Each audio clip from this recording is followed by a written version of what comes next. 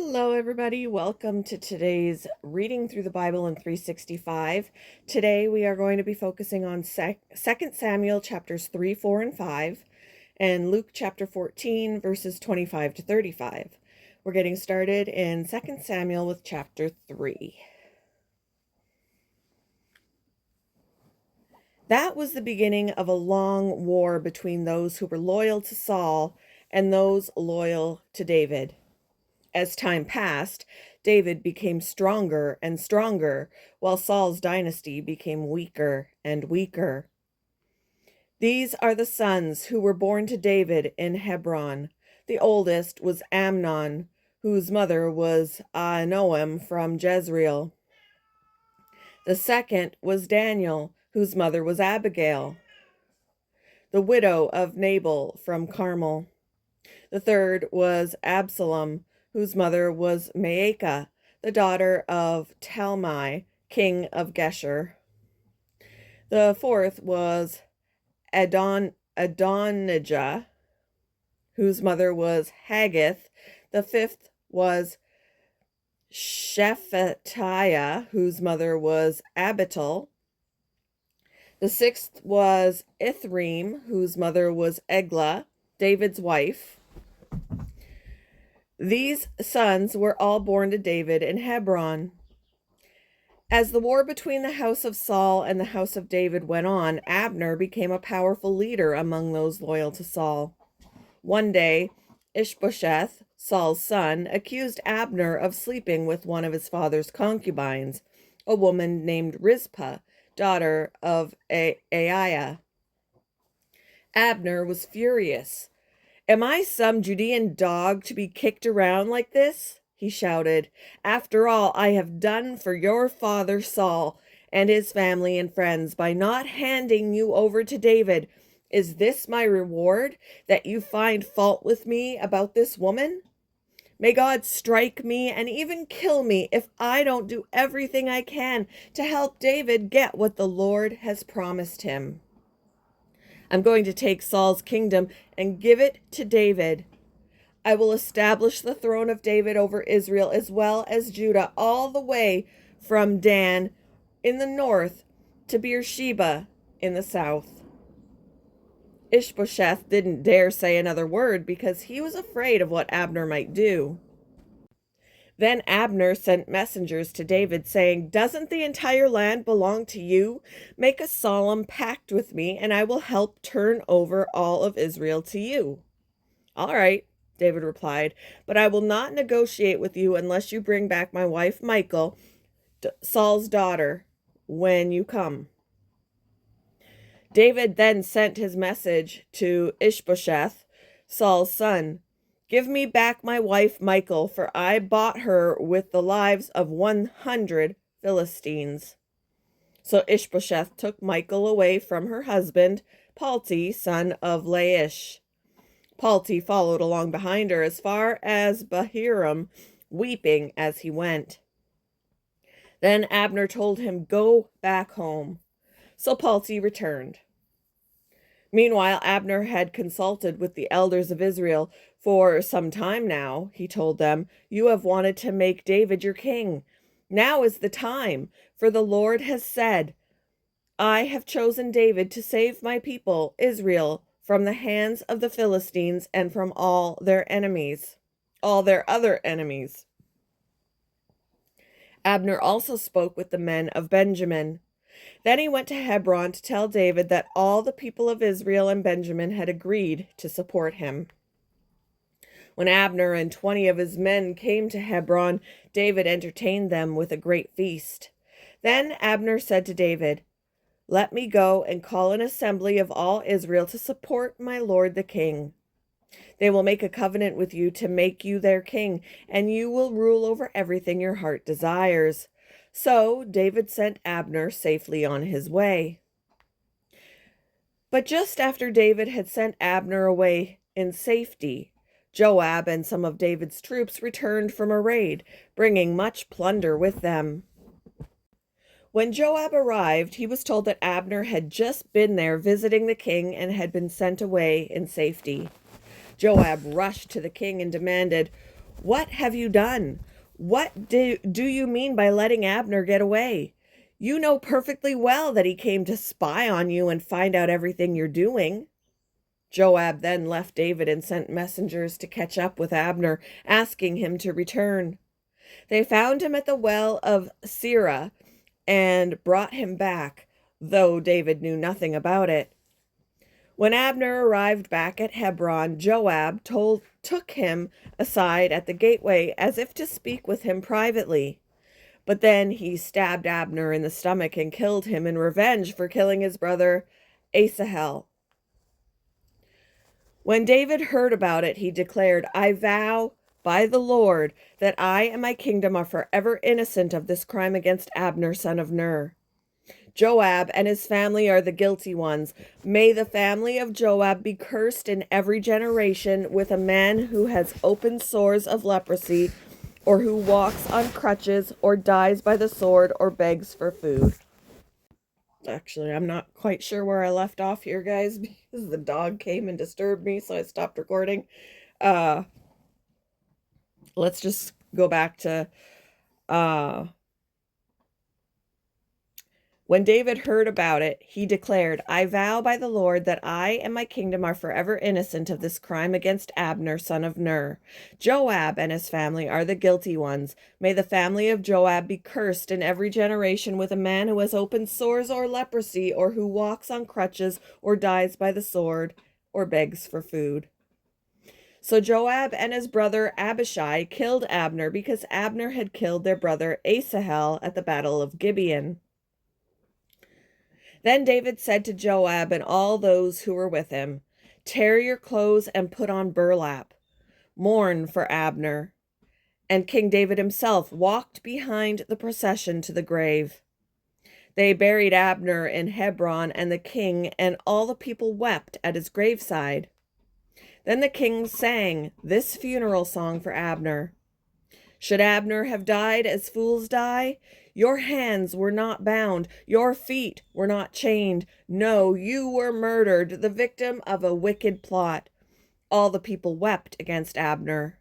No, all the people wept again for Abner. David had refused to eat anything on the day of the funeral, and now everyone begged him to eat. But David had made a vow, saying, "May God strike me and even kill me if I eat anything before sundown." This pleased the people very much. In fact, everything the king did pleased them. So everyone in Judah and all Israel understood that David was not responsible for Abner's murder.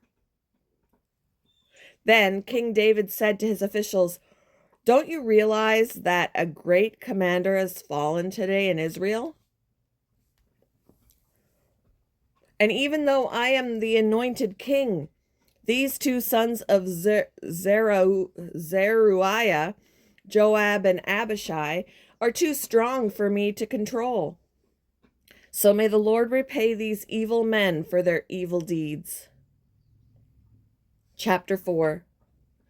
When Ishbosheth, Saul's son, heard about Abner's death at Hebron, he lost all courage, and all Israel became paralyzed with fear. Now there were two brothers, Baanah and Rechab, who were captains of Ishbosheth's raiding parties. They were sons of Rimmon, a member of the tribe of Benjamin, who lived in Beeroth. The town of Beeroth is now part of Benjamin's territory because the original people of Beeroth fled to Gittaim, where they still live as foreigners. Saul's son Jonathan had a son named Mephibosheth, who was crippled as a child. He was 5 years old when the report came from Jezreel that Saul and Jonathan had been killed in battle. When the child's nurse heard the news, she picked him up and fled. But as she hurried away, she dropped him, and he became crippled.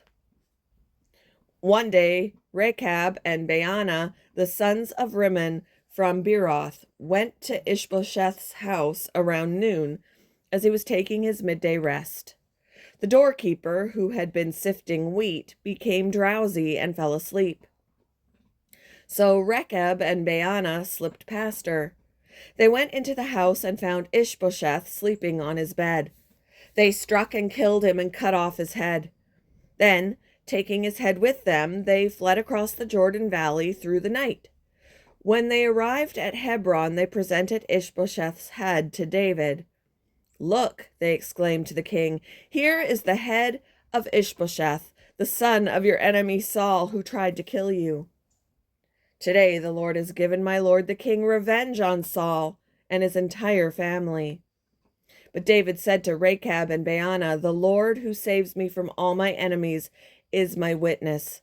Someone once told me Saul is dead, thinking he was bringing me good news. But I seized him and killed him at Ziklag. That's the reward I gave him for his news. How much more should I reward evil men who have killed an innocent man in his own house and on his own bed? Shouldn't I hold you responsible for his blood and rid the earth of you?" So David ordered his young men to kill them, and they did. They cut off their hands and feet and hung their bodies beside the pool in Hebron. Then they took Ishbosheth's head and buried it in Abner's tomb in Hebron. Chapter 5. Then all the tribes of Israel went to David at Hebron and told him, "We are your own flesh and blood. In the past, when Saul was our king, you were the one who really led the forces of Israel. And the Lord told you, 'You will be the shepherd of my people Israel. You will be Israel's leader.'" So there at Hebron, King David made a covenant before the Lord with all the elders of Israel, and they anointed him king of Israel. David was 30 years old when he began to reign, and he reigned 40 years in all. He had reigned over Judah from Hebron for 7 years and 6 months, and from Jerusalem he reigned over all Israel and Judah for 33 years. David then led his men to Jerusalem to fight against the Jebusites, the original inhabitants of the land who were living there. The Jebusites taunted David, saying, "You'll never get in here. Even the blind and lame could keep you out." For the Jebusites thought they were safe. But David captured the fortress of Zion, which is now called the City of David. On the day of the attack, David said to his troops, "I hate those lame and blind Jebusites.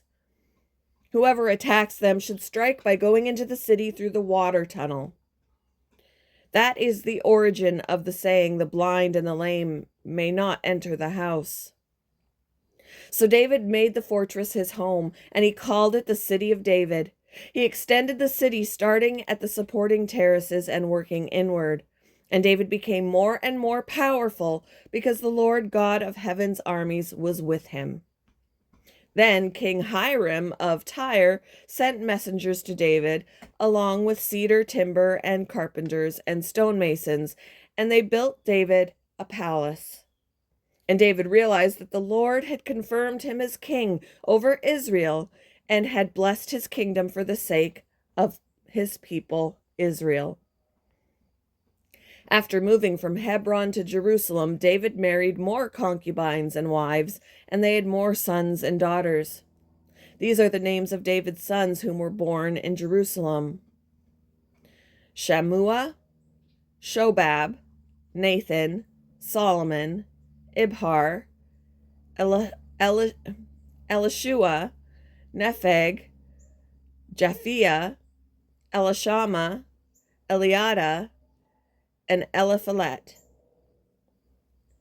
When the Philistines heard that David had been anointed king of Israel, they mobilized all their forces to capture him. But David was told they were coming, so he went into the stronghold. The Philistines arrived and spread out across the valley of Rephaim. So David asked the Lord, "Should I go out to fight the Philistines? Will you hand them over to me?" The Lord replied to David, "Yes, go ahead. I will certainly hand them over to you." So, So David went to Baal Perazim and defeated the Philistines there.